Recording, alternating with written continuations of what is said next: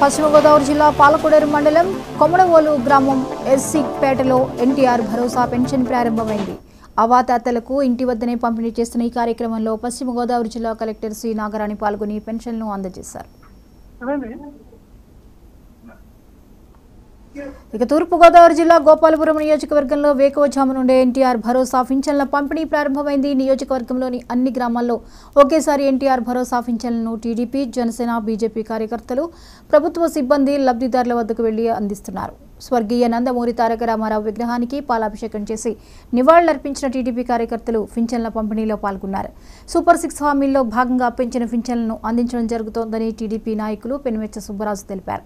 కూటమి ప్రభుత్వ పాలనలో రాష్ట్రం సుభిక్షంగా ఉంటుందని సుబ్బరాజు ఆశాభావం వ్యక్తం చేశారు.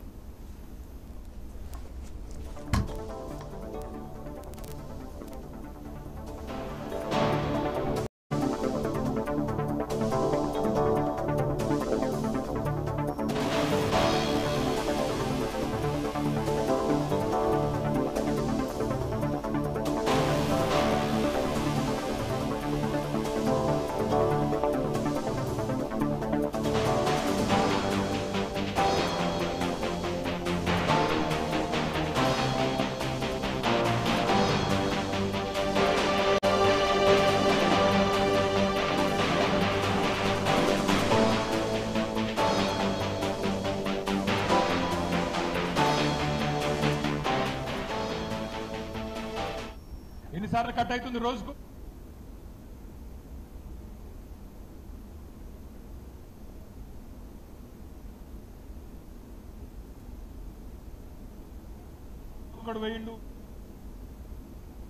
జగిత్యాలలో